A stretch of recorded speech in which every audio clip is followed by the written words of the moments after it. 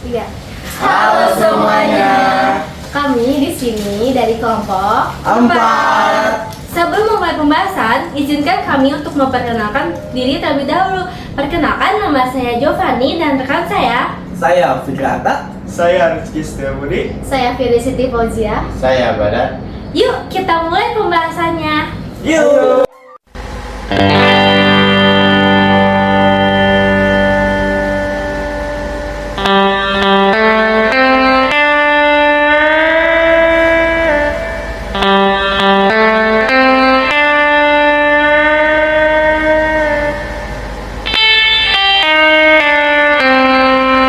Halo semuanya, kembali lagi bersama saya. Baik di sini, saya akan menjelaskan apa itu katabolisme. Katabolisme merupakan proses pemecahan molekul-molekul besar dan kompleks menjadi bentuk yang lebih sederhana, seperti kalori atau energi. Bentuk sederhana ini kemudian akan digunakan sebagai bahan bakar untuk reaksi anabolisme. Gunanya untuk menghasilkan zat atau molekul yang lebih besar. Di sini juga terdapat fungsi katabolisme. Fungsi katabolisme terbagi menjadi 3 bagian. Yang pertama ada produksi energi. Katabolisme menyediakan energi yang diperlukan oleh sel untuk melakukan berbagai aktivitas biologis seperti gerakan dan pertumbuhan. Yang kedua ada pembuangan limbah. Produk sampingan dari katabolisme seperti karbon dioksida, air, dan urea dibuang dari tubuh melalui proses ekskresi. Yang ketiga, ada menjaga keseimbangan tubuh. Ketika tubuh membutuhkan energi, proses katabolisme akan meningkatkan untuk menguraikan cadangan energi seperti glikogen dan lemak. Nah, di sini juga ada reaksi katabolisme dalam tubuh.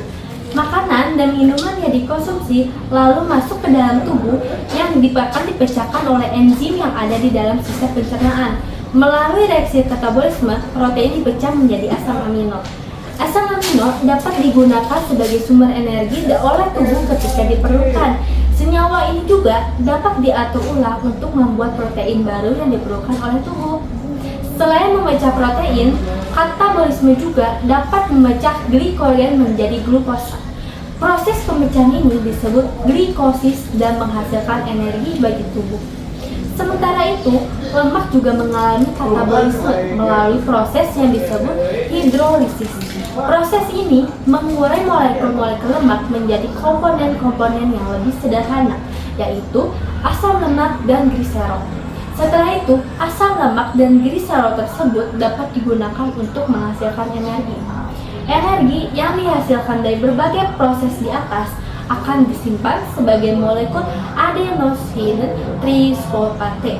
Banyak aspek dari metabolisme, baik anabolisme maupun katabolisme, berkaitan erat dengan produksi dan konsumsi ATP sebagai sumber energi yang juga berperan sebagai bahan bakar dalam proses metabolisme. Di sini juga terdapat hormon-hormon yang terlibat dalam reaksi katabolisme. Yang pertama, kortisol berperan dalam mengatur metabolisme protein, lemak, dan karbohidrat. Yang kedua, sitokin berperan dalam mengatur sistem kekebalan tubuh. Yang ketiga, glukagon untuk meningkatkan kadar glukosa dalam darah dengan merangsang hati untuk melepaskan glukosa yang tersimpan dalam bentuk glikogen. Yang keempat, adrenalin meningkatkan detak jantung. Apa aja sih yang menjadi penghambat prosesnya katabolisme? Yang pertama, kekurangannya enzim. Enzim yang sedikit atau rusak memperlambat reaksi kimia. Yang kedua, kurangnya substrat. Tidak cukup bahan seperti glukosa untuk dipecah. Yang ketiga, kurang oksigen. Oksigen diperlukan untuk katabolisme aerobik. Yang keempat, gangguan hormonal. Ketidakseimbangan hormon seperti tiroid atau insulin. Yang kelima, faktor usia metabolisme melambat sering bertambahnya usia.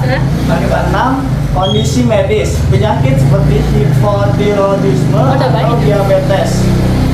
Faktor-faktor ini mempengaruhi seberapa cepat tubuh melakukan katabolisme. Yang terakhir ada beberapa cara untuk meningkatkan laju katabolisme yang meliputi. Yang pertama, olahraga secara teratur. Latihan intensitas tinggi seperti latihan interval atau HIIT atau angkat beban. Yang kedua, ada meningkatkan massa otot. Otot membakar lebih banyak energi daripada lemak bahkan saat istirahat. Yang ketiga, ada konsumsi protein yang cukup.